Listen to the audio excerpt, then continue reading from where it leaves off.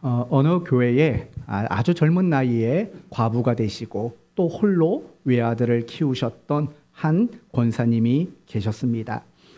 여러분, 이 권사님에게 이 외아들은 어떤 존재일 것 같습니까? 어떤 면에서는 참 남편과 같은 존재일 것입니다. 또 모든 고달픔을 견디게 하는 힘이었을 겁니다. 뿐만 아니라 하루하루를 살아가는 이유가 될 만한 아주 소중한 존재였을 것입니다. 그런데 그런 아들이 22살이 되었을 때 교통사고로 그만 죽고 말았습니다. 그 소식을 듣고 담임 목사님이 권사님을 찾아갔다고 합니다. 그런데 가서 아무 말도 할 수가 없었습니다. 저 같아도 아무 말도 못할 것 같습니다. 그냥 그 곁에서 안타까워만 하고 계셨습니다. 그때 권사님이 목사님에게 이렇게 말했다고 합니다. 목사님, 제가 아들을 잃고 나서 깨달은 게 있습니다.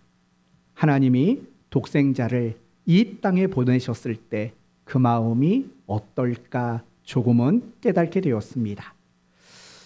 그리고 하나님의 사랑이 얼마나 큰 사랑인가를 비로소 깨닫게 되었습니다. 라고 그렇게 고백을 했다고 합니다. 사랑하는 외아들을 잃어버린 그 권사님이 하나님의 크신 사랑과 하나님의 그 마음을 비로소 깨달을 수 있었다라는 이야기입니다. 오늘 본문의 주제가 하나님의 크신 사랑이라고 말씀하고 있습니다. 그러므로 오늘 말씀을 통해서 이 자리에 있는 저와 여러분 모두가 그 권사님의 깨달음처럼 하나님이 나를 참 많이 사랑하셨구나라는 것을 깨닫게 되는, 그리고 더 나아가서 감사하게 되는, 그리고 조금 더 나아가서 그 사랑을 받은 자로서 마땅한 삶을 다짐하게 되는 저와 여러분 모두가 되시기를 예수님 이름으로 축원드립니다. 우리가 먼저 생각해 볼 것은요, 하나님의 크신 사랑에 대해서 생각해 보려고 합니다. 여러분에게 한번 물어보겠습니다. 하나님의 사랑은 정말 크다고 여러분은 생각하십니까? 어때요? 하나님의 사랑은 클까요? 네, 아멘이 맞습니다. 우리가 조금 전에 불렀던 찬송의 고백처럼 하늘을 두루마리 삼고 바다를 먹물 삼아도 다 기록할 수 없을 정도로 하나님의 사랑은 정말 크십니다. 그러면 중요한 것은 우리가 하나님의 사랑이 크다고 말하는 이유는 무엇일까요? 우리가 잘 알고 있는 대로 하나님은 우리가 멸망치 않고 영생과 구원을 얻게 하시기 위해서 독생자를 보내셨기 때문에 하나님의 사랑은 크다. 우리는 그 이유를 이렇게 이야기합니다. 맞습니다. 우리를 구원하기 위해서 독생자를 보내주셨기 때문에 하나님의 사랑은 대단히 큰 사랑이라는 겁니다. 그런데 여러분, 그거보다 더 큰 이유가 있습니다. 하나님의 사랑이 더 큰 이유가 있는데 그 이유는 이런 겁니다. 그 사랑은 일방적인 사랑입니다. 그리고 그 사랑은 우리가 이해할 수 없는 사랑이기 때문입니다. 그래서 하나님이 우리를 사랑하시는 그 사랑은 너무나 큰 사랑이라고 말할 수 있는 겁니다. 여러분은 이 땅에 태어나셔서 지금까지 살면서 누군가를 사랑해 보셨을 겁니다. 그리고 지금도 여전히 여러분은 누군가를 사랑하고 있을 겁니다. 나의 배우자를 사랑하고, 나의 부모를 사랑하고, 내 자식을 사랑하고, 내 친구를 사랑하고, 내 교우들을 사랑하고, 내 이웃들을 사랑하고, 여전히 누군가를 여러분은 사랑하고 계실 겁니다. 이렇듯 우리는 태어나는 그날부터 지금까지 누군가를 사랑해 보았습니다. 그러면서 우리가 그 사랑이라는 경험을 통해서 우리가 알게 된 것은 무엇입니까? 아마도 두 가지를 알게 되었을 겁니다. 첫 번째는 그 사랑이라는 경험을 통해서 알게 된 것은 이런 겁니다. 사랑에는 반드시 대상이 필요하다라는 것을 우리는 알게 되었을 겁니다. 무슨 말입니까? 사랑이라는 말 자체가 성립이 되려면 대상이 있어야만 사랑은 성립하는 겁니다. 예를 들면 우리가 무인도에 들어갔다고 생각을 해보십시오. 무인도에는 아무도 없습니다. 나 혼자 있습니다. 그러면 그곳에서 사랑이라는 단어가 과연 성립하겠습니까? 성립될 수가 없습니다. 사랑이란 반드시 대상이 있어야지만 그 사랑이 성립됩니다. 그리고 또 한 가지 우리가 사랑을 통해서 깨닫게 된 건 이겁니다. 내가 사랑의 대상으로 삼은 그 사람이 나의 사랑에 적당한, 정당한 호응을 해 주어야지만 그 사랑이 유지될 수 있다라는 것을 우리는 깨달았을 겁니다. 여러분 혹시 지금까지 살면서 짝사랑이라는 걸 해보신 적 있으십니까? 저는 딱 한 번 짝사랑을 해본 적이 있습니다. 언젠가 말씀드린 것 같은데 저희 아내가 있어서 이거 말하기는 좀 그런데 중3 때 여자아이를 짝사랑한 적이 있었습니다. 여전히 생각이 납니다. 괜찮죠? 네, 중3 때 이름도 기억나요. 김하영이라고. 우리 교회가 유튜브 실시간을 하니까 혹시 들으시면 연락 주시기 바랍니다. 김하영이라는 빵집 아이였습니다. 그 아이를 참 오랜 동안 짝사랑한 적이 있습니다. 아주 하얗게 생긴 아이입니다. 그런데 그 사랑이 성립되었을까요? 성립되지를 못했어요. 왜 성립이 되지 못했을까요? 짝사랑이었잖아요. 혼자 좋아했잖아요. 내가 좋아하는 그 상대방이 아무런 호응을 저에게 보여주지 않았잖아요. 그래서 그 사랑은 결코 성립되지를 않았어요. 우리가 누군가를 사랑하는데 그 사람이 내가 사랑하는 그 사랑에 호응해 주지 않으면 사랑이 식거나 사랑이 중단될 수밖에 없는 것도 우리는 너무나도 잘 알고 있어요. 이렇듯이 사랑이라는 것은요, 이 두 가지가 있어야지 유지되고 성립될 수 있는 거예요. 아까 첫 번째는 뭐라고 그랬죠? 대상이 있어야 돼요. 그래야 성립이 되죠. 그리고 성립이 되었다 할지라도 호응이라는 것이 있어야지 그 사랑은 유지가 될 수 있는 거예요. 그런데 여러분, 이것이 우리가 생각하는 사랑이에요. 대상과 호응으로 성립되고 유지되는 것. 그게 우리가 아는 사랑이라는 거죠. 그러나 하나님의 사랑은 결코 그렇지 않다라는 거예요. 하나님의 사랑은요, 우리가 생각하는 그 사랑으로 본다면 결코 이해가 되지 않는 사랑이에요. 왜냐? 하나님은 우리가 사랑받을 만한 대상이 아닌데 우리를 사랑의 대상으로 여겨주셨기 때문에 그래요. 우리는 어떤 사람입니까? 하나님을 알지도 못하는 사람이에요. 하나님과 상관없이 살았던 사람이에요. 하나님과 원수가 되던 죄 가운데 살아왔던 사람들이 바로 우리들이라고요. 그런데 그런 우리들을 하나님은 나의 사랑의 대상이야 라고 우리를 대상으로 먼저 삼아 주셨다라는 거예요. 그리고 더 놀라운 것은 하나님이 우리를 사랑의 대상으로 삼으셨고 그래서 우리가 알든 모르든 우리를 끊임없이 사랑해 주셔요. 하지만 우리는 올바르게 호응하지를 못해요. 우리가 하나님의 사랑을 받으며 살아가지만 때로는 그 사랑을 알지 못하고 살 때가 많아요. 우리는 하나님의 사랑을 받고 살아가지만 우리는 여전히 하나님이 원하시는 그 호응을 나타내지 못할 때가 너무나도 많아요. 그런데도 불구하고 하나님은 우리가 대상이 되지 못하고 우리가 호응하지 않는데도 불구하고 여전히 그 사랑을 유지시켜 주신다라는 거예요. 우리를 향한 그 사랑이 변하지 않고 우리를 향한 그 사랑이 영원하다라는 거예요. 여러분, 우리가 이 세상에서 가장 큰 사랑을 말한다면 어떤 사랑을 말할까요? 연인과의 사랑일까요? 아니면 부모가 자식을 사랑하는 사랑일까요? 아마도 부모가 자식을 사랑하는 그 사랑이 이 땅에 있는 다양한 사랑 가운데 최고의 사랑이라고 그렇게 생각을 해요. 그러면 부모의 사랑이 가장 큰 사랑이라고 말할 수 있는 이유는 뭘까요? 부모의 사랑은 잘 변하지 않기 때문에 그래요. 여러분, 고려시대에 있었다라고 추측되는 고려장이라는 문화를 여러분 아시죠? 어떤 겁니까? 나이가 많은 부모, 그리고 병든 부모를 지게에 지고 산 깊은 곳에 가서 부모를 버리고 돌아오는 풍습. 그게 정말 고려시대에 있었다 없었다 찬반이 많지만 우리는 그런 이야기를 들어본 적이 있어요. 혹시 이런 얘기도 들어보신 적 있나요? 어떤 아들이 노모를 지게에 메고 산속 깊은 곳에 들어가요. 그런데 이 노모가요, 가는 길마다 나뭇가지를 꺾는 거예요. 자기가 버려질 걸 알면서도 계속 나뭇가지를 꺾어요. 나뭇가지를 왜 꺾었을까요? 아들이 자기를 버리고 내려가는 그 길을 잃어버릴까 봐. 그렇게 버림을 당하는 그 순간에도 아들이 길을 잃어버릴까 봐 염려가 되어서 나뭇가지를 꺾었다라는 거예요. 이게 부모의 사랑이라는 거예요. 자식이 나를 버려도 부모는 그 사랑이라는 마음이 변하질 않아요.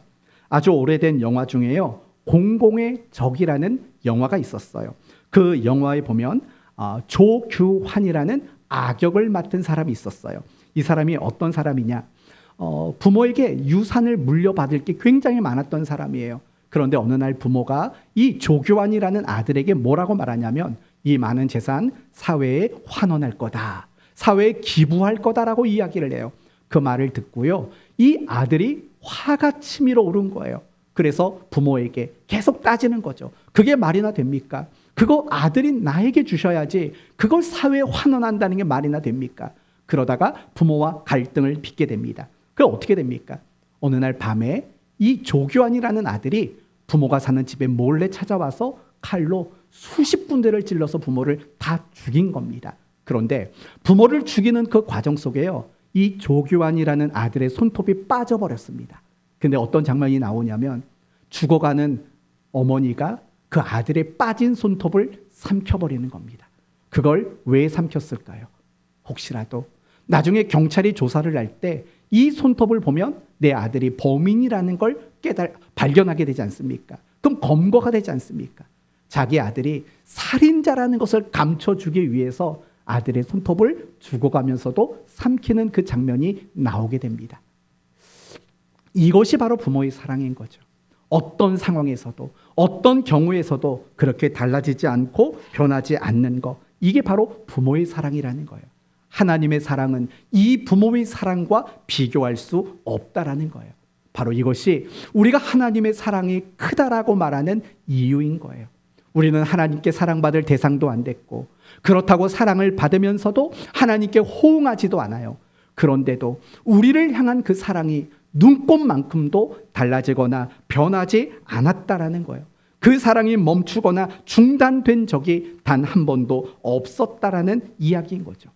여러분, 창세기로부터 말라기까지의 이야기를 보세요. 온통 다 그 얘기예요.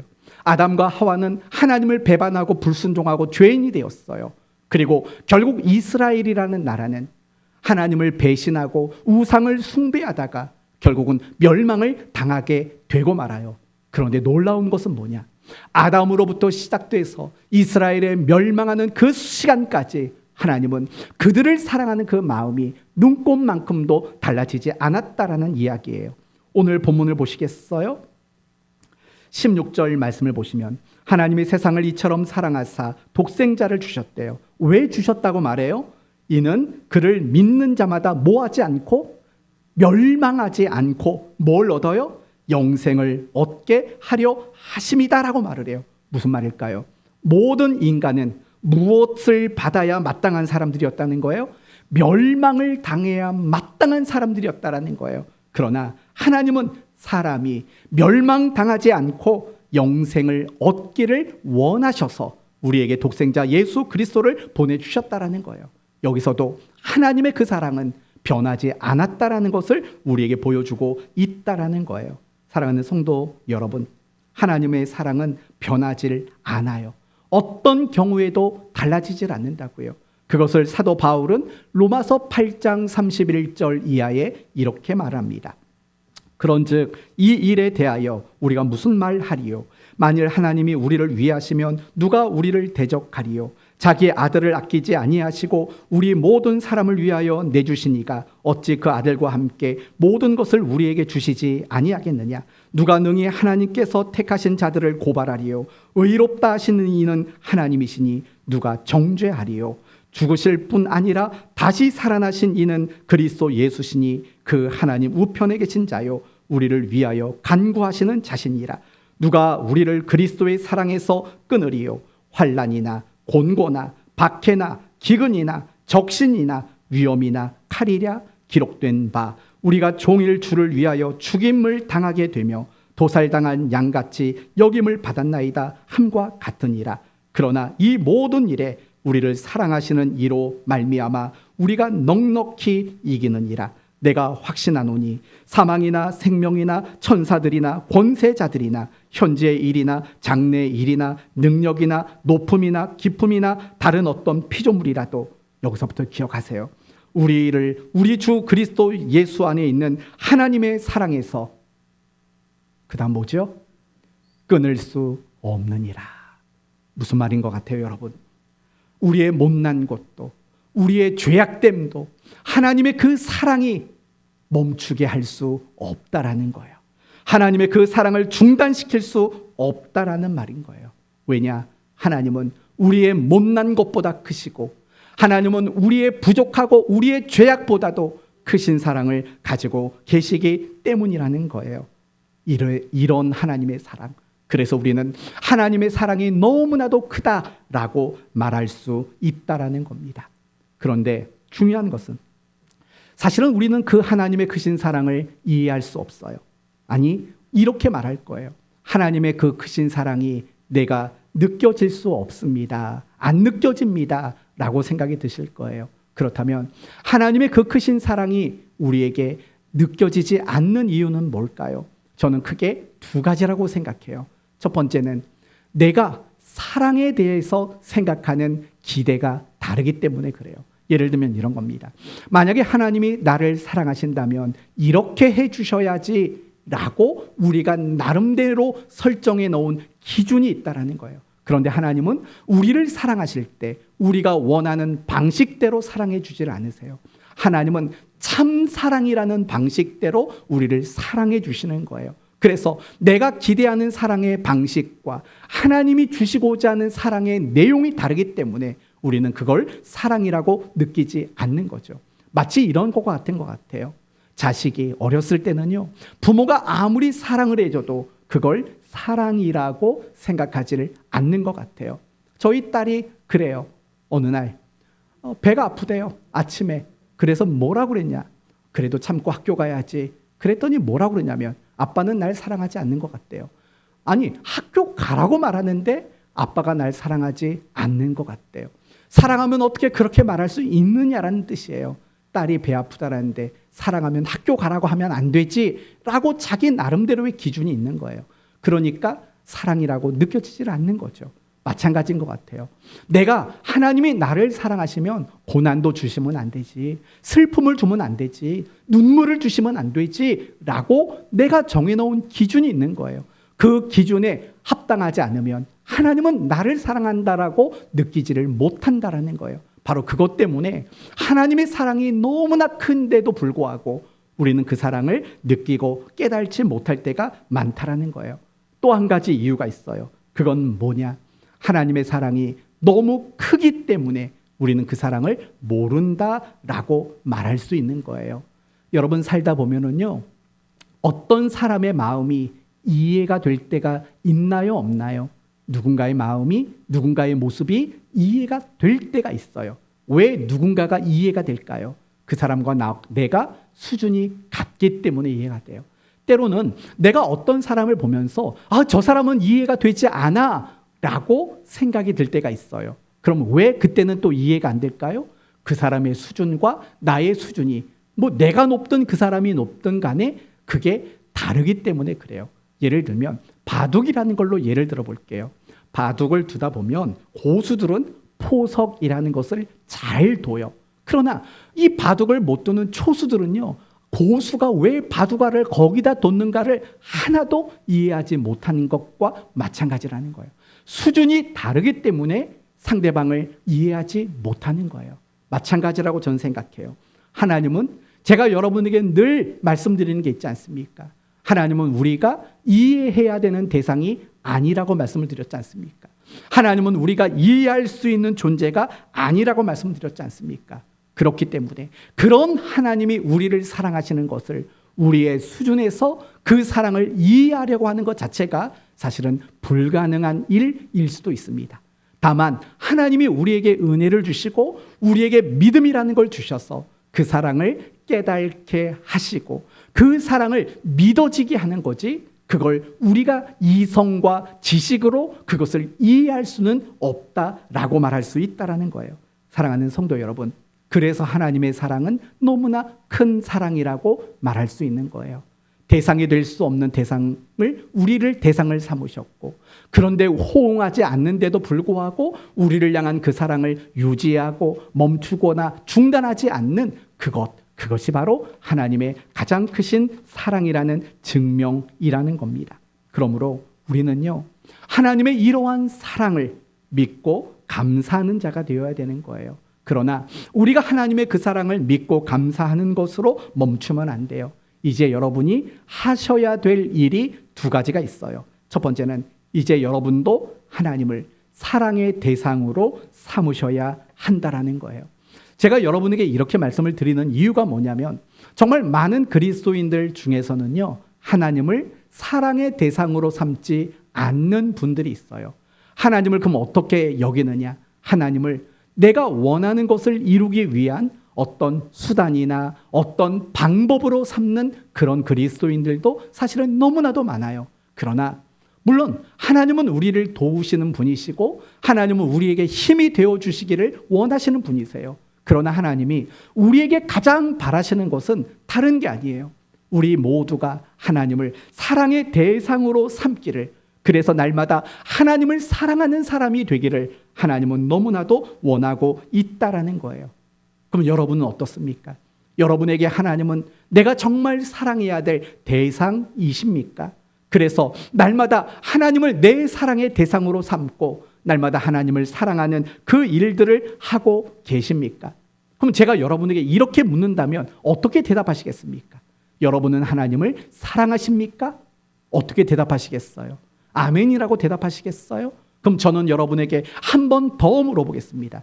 여러분이 하나님을 사랑하는 것을 무엇으로 증명하시겠습니까? 여러분이 하나님을 사랑하는 것을 무엇으로 입증하시겠습니까? 많은 그리스도인들은 내가 하나님을 사랑하는 것을 신앙의 열심으로 증명하려고 합니다. 그러나 여러분, 과연 내가 신앙의 열심을 나타내면 그게 하나님을 사랑하는 증명이 될 수 있을까요? 저는 아니라고 생각합니다. 아무리 신앙에 열심이 있어도 그것이 하나님을 사랑하는 것에 대한 증명이 될 수 없다는 사실을 우리는 인정하셔야 합니다. 어쩌면 여러분은 이 말 자체가 이해가 안 될 겁니다. 목사님, 신앙의 열심을 가지고 있는데 어떻게 그게 하나님을 사랑하는 게 아닙니까? 라고 물으실 수도 있습니다. 그렇다면 여러분의 생각이 틀렸다는 것을 성경을 들어 예를 들어 보겠습니다. 여러분이 잘 아시는 가인과 아벨의 이야기를 한번 생각해 보시겠습니까? 가인과 아벨은 똑같이 하나님 앞에 정말 정성스럽게 값진 제물을 바쳤습니다. 맞죠? 맞죠? 맞아요. 아벨만 아니라 가인도 하나님 앞에 정말 값진 제물을 가지고 정성껏 드렸다라는 거예요. 그렇다면 묻습니다. 가인은 하나님을 사랑했을까요? 아니라는 거예요. 정말 값진 제물을 정성껏 드리는 열심이 있었지만 그는 하나님을 사랑하지 않았다라는 거예요. 또 여러분, 이스라엘 백성들을 생각해 봐요. 이스라엘 백성들이 언제 한번 하나님을 제대로 사랑한 적이 있었어요? 없었어요. 늘 하나님 앞에 우상 숭배를 저지르는 그런 악행을 저질렀던 게 이스라엘의 역사 아닙니까? 그런데 이상한 건 뭔지 아세요? 그럼에도 불구하고 안식일을 지켰고 절기를 지켰고 하나님이 요구하시는 제사와 제물을 끊임없이 바쳐왔다라는 거예요. 이사야서 1장에는 이런 말이 나와요. 너희의 무수한 제물이 내게 무엇이 유익하뇨? 나는 수량의 번제와 살찐 짐승의 기름에 배불렀고 나는 수송아지나 어린 양이나 수렴소의 피를 기뻐하지 아니하노니 라고 말을 해요. 여러분, 무수한이라는 말을 써요. 무수한 제물이라는 말을 써요. 여러분, 이 말 속에 우리가 알 수 있는 건 뭐예요? 이스라엘 백성들은 열심이 있었다라는 거예요. 무슨 열심이요? 하나님께 제사를 드리고 하나님께 제물을 드리는 그 열심이 있었다라는 거예요. 그런데 우상도 숭배했어요. 무엇을 의미할까요? 하나님은 사랑하지 않았다라는 거예요. 미가서 6장에도 동일한 이야기가 나와요. 내가 번제물로 1년 된 송아지를 가지고 그 앞에 나아갈까? 여호와께서 천천의 수량이나 만만의 강물 같은 기름을 기뻐하실까? 내 허물을 위하여 내 마다들을 내 영혼의 죄로 말미암아 내 몸의 열매를 드릴까? 천천만만이라는 말이 나와요. 종교의 열심을 말하는 거예요. 그러나 하나님은 사랑하지 않았다라는 게 성경의 이야기라는 거예요. 구약 성경을 보면 가인으로 비롯해서 많은 이스라엘 백성들 모든 시대마다 수없이 많은 제물을 드리고 수없이 많은 제사와 예배를 드렸음에도 불구하고 그들은 하나님을 사랑하지 않았다라고 분명히 말하고 있다고요. 어디 그뿐입니까? 마태복음 7장 말씀을 보시면 예수님 당시에 정말 신앙에 열심히 남달랐던 사람들에게 예수님은 이렇게 경고하십니다. 그날에 많은 사람들이 나더러 이르되 주여 주여 우리가 주의 이름으로 선지자 노릇하며 주의 이름으로 귀신을 쫓아내며 주의 이름으로 많은 권능을 행하지 아니하였나이까? 그때에 내가 그들에게 밝히 말하되 내가 너희를 도무지 알지 못하니 불법을 행하는 자들아 내게서 떠나라. 이게 바로 예수님이 종교적 열심을 가진 자들에게 하셨던 경고라는 거예요. 내게서 떠나래요. 무슨 말이에요? 나와 관계는 없는 사람들이야. 너는 나를 사랑하지 않는 사람이야 라고 말하고 있다라는 거예요. 참 신기하지 않습니까? 종교적인 열심, 어떤 신앙의 열심이 있었는데 그런데도 불구하고 그들은 하나님을 사랑하지 않았다라는 거예요. 사실 오늘날도 마찬가지예요. 오늘날 교회 안에서 많은 그리스도인들이 나름대로의 열심을 가지고 있어요. 그러면 여러분, 신앙에 열심이 있다면 그 사람은 다 하나님을 사랑하는 사람일까요? 그렇지 않다라는 거예요. 따라서 내가 신앙에 열심이 있느냐 없느냐를 가지고 내가 하나님을 사랑하느냐 사랑하지 못하느냐를 생각한다면 그건 굉장히 큰 착각이고 잘못이라는 것을 여러분 기억하셔야 돼요. 그 기준, 신앙의 열심이라는 기준으로 하나님을 사랑하는 여부를 확인하는 것은 올바른 방법이 아니라는 걸 기억하셔야 돼요. 그럼 이상하지 않습니까? 하나님을 사랑하지 않는데 어떻게 그렇게 신앙의 열심을 낼 수 있습니까? 라고 우리는 되물을 수 있어요. 그럼 여러분에게 저는 이렇게 답을 드릴게요. 자기 만족이 채워지기 때문에 그렇습니다. 자기 만족이 채워져서 그래요. 여러분, 가끔씩 저도 그런 생각을 합니다. 아니, 이단인 교회가 어떻게 저렇게 부흥하지? 여러분도 그런 생각해 보신 적이 없으세요? 거짓을 말하는데, 이단인데 사람들이 몰려 들어가는 것을 여러분 보신 적이 있지 않습니까? 그리고 마음속에 의구심을 품은 적이 있지 않습니까? 하나님, 이게 도대체 뭡니까? 진리를 선포하는 교회는 작은데 왜 거짓을 말하고 사람을 속이는 이단은 왜 그렇게 사람이 많습니까? 라고 궁금해 본 적이 있지 않습니까? 그 이유는 간단해요. 비록 이단이지만 그 안에서 자기 만족이라는 것을 얻을 수 있기 때문에 그래요. 거짓에 속아서 위안을 받아 만족을 얻을 수도 있고 그 이단 안에 들어가서 나름대로 가지는 어떤 자부심, 우리는 좀 달라라는 자부심이 그들을 만족시키기 때문에 그런 일들이 얼마든지 일어날 수 있는 거예요. 우리도 똑같은 거예요. 하나님을 사랑하지 않는데 어떻게 열심을 낼 수 있냐고요? 이유는 간단해요. 나에게 어떤 만족이라는 것이 주어지기 때문에 그래요. 예를 들면 이런 거예요. 내가 교회에서 열심을 냈더니 막 사람들이 칭찬해주고 인정해주고 사람들이 자꾸 박수를 쳐주네. 그런 칭찬과 박수 소리에 우리는 더 열심을 낼 수 있는 거예요. 내가 스스로가 열심히 했다라는 그런 위안과 내 안에 보람, 이런 것들이 하나님을 사랑하지 않아도 열심을 낼 수 있도록 만드는 충분한 원동력이 될 수 있다라는 거예요. 예를 들어 볼까요? 여러분, 매일매일 아침마다 출근해서 하루 종일 일하는 직장인들, 일하고 싶어서 출근하겠어요? 아니에요. 그런데 하기 싫어도 열심히 출근해요. 이유가 뭘까요? 매달 꼬박꼬박 들어오는 월급이라는 자기만족이 있는 거예요. 그래서 그러는 거예요. 그러면 학생들은 하루 종일 공부하는 게 너무 좋아서 하는 아이들이 몇 명이나 있겠냐고요. 내가 공부하는 게 싫어요. 그러나 공부하면 부모가 칭찬해주고 내가 공부하면 성적이 잘 나오는 거에 대한 만족이 있어서 책상머리에 앉아서 그렇게 오랜 시간 공부하게 되는 것 아니겠어요?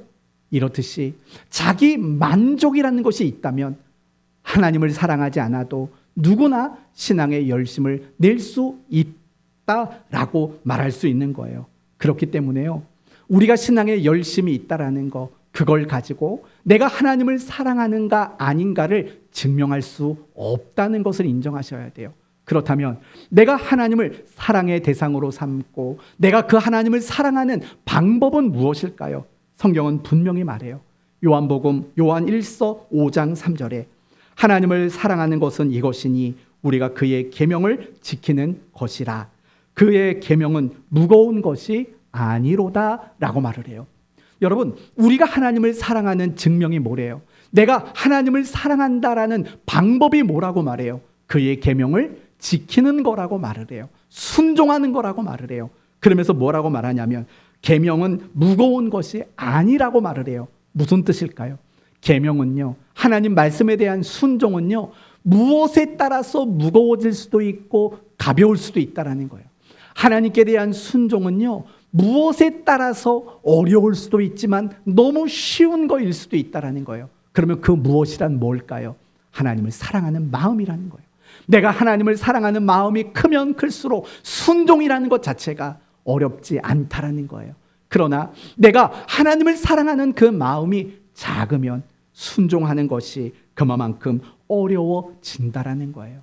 내가 하나님을 사랑의 대상으로 삼고 내가 하나님을 사랑하는 방법은 오로지 순종 말고는 없다라는 거예요. 여러분은 스스로 이런 관점으로 생각해 봐야 돼요. 나는 순종이라는 방법으로 하나님을 사랑하고 있는가라는 것으로 여러분 자신을 점검해 볼 필요가 있어요. 그리고 저는 여러분 모두가 정말 하나님을 뜨겁게 사랑하는 마음을 가졌으면 좋겠어요. 하나님을 내 사랑의 대상으로 삼아서, 그래서 내가 날마다 그 하나님을 열심히 사랑하는 여러분이 되셨으면 좋겠어요. 이유가 뭔지 아세요? 내가 하나님을 사랑하는 그 사랑이 내 신앙의 원동력이 되기 때문에 그래요. 요한복음 21장 말씀을 보시면 부활하신 예수님이 베드로와 제자들을 찾아가시는 장면이 나와요. 그리고 베드로에게 이렇게 질문을 해요.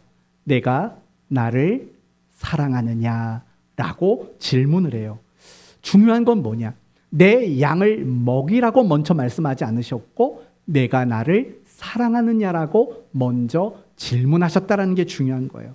왜 이렇게 먼저 질문하셨을까요? 그것은 베드로 그리고 더 나아가서 모든 제자들이 제자로서의 삶을 실패한 것이 원인이 무엇인가를 말씀하는 거예요. 그 원인이 뭐라는 거예요? 사랑하는 마음이 부족했다라는 거예요. 물론 예수님의 제자들이 예수님을 사랑하지 않았다라는 게 아니에요. 예수님을 사랑했어요. 그러나 예수님을 끝까지 따라갈 만큼 그만큼 사랑하지는 못했다라는 거예요.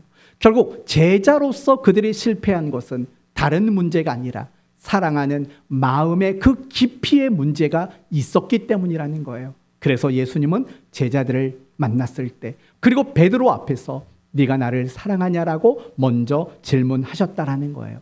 우리도 마찬가지인 거예요. 우리도 신앙에 열심히 생기지 않는 거, 신앙이 온전하지 못하는 거, 날마다 우리가 신앙생활을 하면서 갈등하고 타협하는 거, 내가 그리스도인답게 살아가지 못하는 거, 이 모든 원인이 무엇이냐? 하나님을 사랑하는 그 마음이 부족하기 때문이라는 거예요.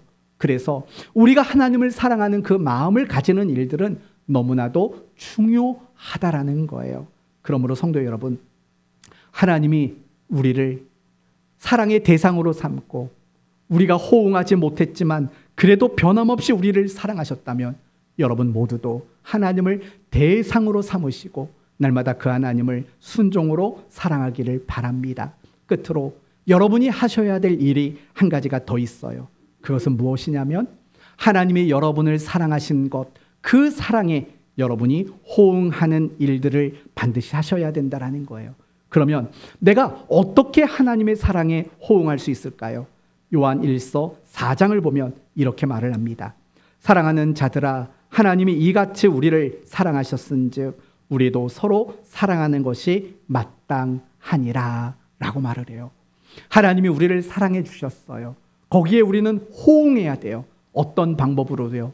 서로 사랑하는 방법으로 우리는 호응할 줄 알아야 된다라는 거예요. 그럼 여기서 우리는 한 가지 물어야 되죠. 사랑이란 무엇인가? 이미 여러분에게 여러 차례 말씀을 드렸죠. 사랑은 무엇이 아니라고 그랬습니까? 감정이 아니라고 말씀을 드렸어요. 우리는 보통 사랑이 무엇입니까? 라고 물어보면 대부분이 다 애정, 감정이라고 말을 하죠. 그래서 우리가 하나님 앞에 지키기가 가장 어려운 계명이 뭐냐? 원수를 사랑하라 라는 이 계명을 우리는 가장 어려워합니다.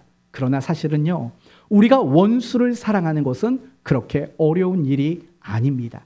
왜냐? 이 사랑이라는 것을 올바로 이해하게 되면 원수를 사랑하는 것이 그렇게 어렵지 않을 수 있는 거예요. 여러분이 잘 아시는 고린도전서 13장은 사랑장이라고 불리워요. 그렇죠? 사랑장이에요. 그런데 이 사랑장을 보시면 사랑은 오래 참고로 시작을 해요. 그리고 어떻게 끝나는 줄 아세요? 믿고 견디느니라로 끝나요. 그러면 가만히 보세요. 사랑은 오래 참고 온유하며 성내지 아니하며 투기하지 아니하며 무례히 행치 아니하며 뭐 이런 얘기가 나오잖아요. 그 속에 우리가 흔히들 생각하는 남녀 간의 어떤 애정과 같은 그런 감정을 담아낸 표현이 있는지, 그 감정을 묘사한 단어가 있는지를 보세요. 단 한 번도 감정이라는 것을 표현한 단어를 넣어놓지 않고 있다고요. 사랑은 결코 감정이 아니기 때문에 그래요. 그러면 성경이 말하는 사랑은 뭔가? 여러분에게 좀 새롭게 두 가지를 말씀을 드리려고 해요. 첫 번째, 상대방의 잘못을 이해하는 것이 성경은 사랑이라고 말을 해요. 상대방이 어떤 잘못을 했어요.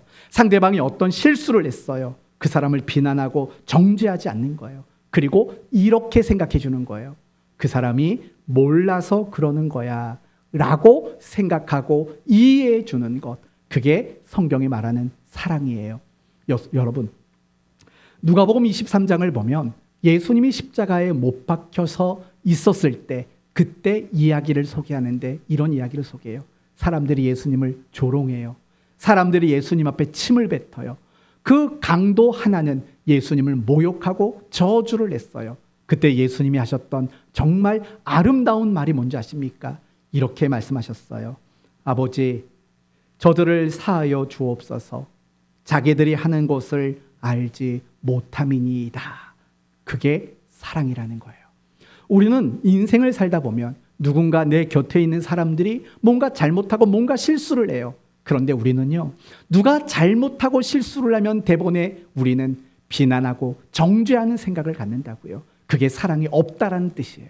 정말 사랑이란 누군가가 잘못하고 있는 그 순간에 이렇게 생각하는 거예요. 아, 저 사람이 뭘 잘 몰라서 저러는 거구나. 그렇게 생각해 주는 게 바로 성경이 말하는 사랑이라는 거죠. 우리는 이 사랑을 반드시 배워야 돼요. 아버지, 저들을 용서해 주십시오. 저들이 하는 일이 무엇인지 몰라서 그러는 겁니다.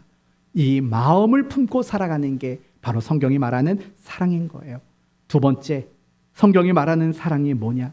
하나님이 독생자를 우리에게 내어주신 것처럼 우리도 누군가를 위해서 내 자신을 내어주는 거예요. 내 자신을 내어준다라는 말이 어렵지요? 그러면 쉽게 바꾸어서 말할게요. 누군가를 통해 나를 증명하지 않는 걸 말하는 거예요. 무슨 말이냐? 내가 저 사람보다 낫지요? 내가 저 사람보다 옳지요? 내가 더 선하지요? 내가 더 믿음이 좋지요? 상대방을 기준으로 내가 더 나은 자라고 증명받고 싶어 하지 않는 거, 그게 사랑이라는 거예요. 더 정확히 반대로 말하면 이런 말이에요. 나로 인해서 누군가가 증명되도록 만들어주는 게 바로 사랑이라는 거예요. 무슨 말인지 아세요? 이런 뜻인 거예요. 나 때문에 그 사람이 정말 하나님이 존귀하게 여기는 사람이라는 걸 스스로가 깨달도록 만들어주는 것. 나로 인해서 그 사람이 하나님께 사랑받아 마땅한 사람이라고 알게 해주는 것. 그게 바로 성경이 말하는 사랑이라는 거죠. 여러분, 하나님이 우리를 사랑하셨어요. 그래서 그 사랑이 뭔데요? 독생자를 내어주시는 거예요. 우리는 그 십자가에 못 박히신 독생자를 보면서 우리는 무엇을 깨닫냐면, 내가 그렇게 존귀한 사람이야? 내가 그렇게 하나님께 사랑받을 만한 사람이야? 라는 사실을 깨닫게 된다고요. 그게 사랑이에요. 사랑은 작고 남을 통해서 내 잘난 걸 증명하는 게 사랑이 아니라 나를 통해서 누군가가 내가 그렇게 대단한 사람이에요 라고 느낄 수 있도록 만들어주는 것, 그게 바로 성경이 말하는 사랑이라는 것을 우리는 잊지 말았으면 좋겠어요. 그리스도인은요, 어떤 사람 앞에서든 잘못을 먼저 생각하는 사람이 그리스도인 아니에요. 그건 세상 사람이에요. 세상 사람은 당연해요. 큰 사랑을 얻지 못했으니까. 어떤 사람을 보면서 잘했느냐 잘못했느냐가 제일 중요해요. 그러나 우리 그리스도인들은 달라요. 우리 그리스도인에게서 제일 중요한 건 뭐냐? 이게 사랑일까 아닐까가 제일 중요한 거예요. 이게 사랑이라서 그 사람을 이해하는 쪽으로 나가는가? 이게 사랑이라서 나를 증명하는 게 아니라 상대방을 증명하는 쪽으로 나가느냐? 이게 가장 중요한 우리 그리스도인의 모습이어야 한다라는 거예요. 이게 하나님의 사랑을 받는 우리가 나타내야 되는 올바른 호응의 모습이라는 겁니다. 이제 오늘 말씀을 마치겠습니다. 노르웨이 탐험가였던 난센이라는 사람이 북극을 탐험하는 중에 있었습니다. 어느 날 문득 그런 궁금증이 들었대요. 이 북극 바다는 얼마나 깊을까? 그래서 자신이 가지고 있는 모든 로프, 끈, 이걸 다 묶어서 바닷속에 내렸대요. 그런데 자기가 가지고 있는 모든 끈을 묶어서 내렸지만 바닥에 닿지 않았대요. 그때 난센이 이렇게 고백을 했답니다. 북극 바다는 하나님의 사랑처럼 끝이 없구나 라고 그 자리에서 고백했다고 합니다. 맞습니다. 하나님의 사랑은 너무나 큰 사랑입니다. 왜냐하면 자격이 되지 않는 우리를 사랑의 대상으로 여겨주셨고, 사랑받음에도 올바르게 호응하지 않는 우리를 향해서도 그 사랑을 멈추지 않으셨기 때문에 그렇습니다. 이해할 수 없는 사랑, 너무나도 일방적인 사랑, 그 사랑을 우리에게 베풀어 주셨기 때문에 하나님의 사랑은 너무나 큰 것입니다. 그러므로 이 큰 사랑을 받는 우리가 해야 될 일이 있습니다. 이제는 하나님을 내가 원하는 것을 얻기 위한 수단과 방법으로 삼는 게 아니라 이제는 그 하나님이 내가 사랑해야 될 대상으로 삼는 겁니다. 그리고 순종이라는 방법으로 하나님을 사랑하는 삶을 살아야 합니다. 그리고 더 나아가서 내가 하나님께 받은 그 사랑을 서로를 사랑하는 방법으로 호응해 내야 됩니다. 이것이 우리의 마땅한 모습인 겁니다. 누군가가 잘못했을 때 그 사람을 이렇게 말해주세요. 아, 몰라서 그러는 거구나 라고 이해를 해주세요. 더 나아가서 그 사람이 하나님 앞에 얼마나 존귀한 사람인가를 스스로 깨달을 수 있도록 대접해 주세요. 그게 바로 사랑이라는 거고 우리가 마땅히 하나님 앞에 나타내야 되는 호응이라는 겁니다. 그러므로 여러분 모든 성도들이 앞으로 남은 인생 가운데 하나님이 나를 사랑하시는 그 크신 사랑으로 인하여 감사하고 감동하는 그런 복된 인생 살아가게 되기를 예수 그리스도의 이름으로 축원드립니다. 아멘.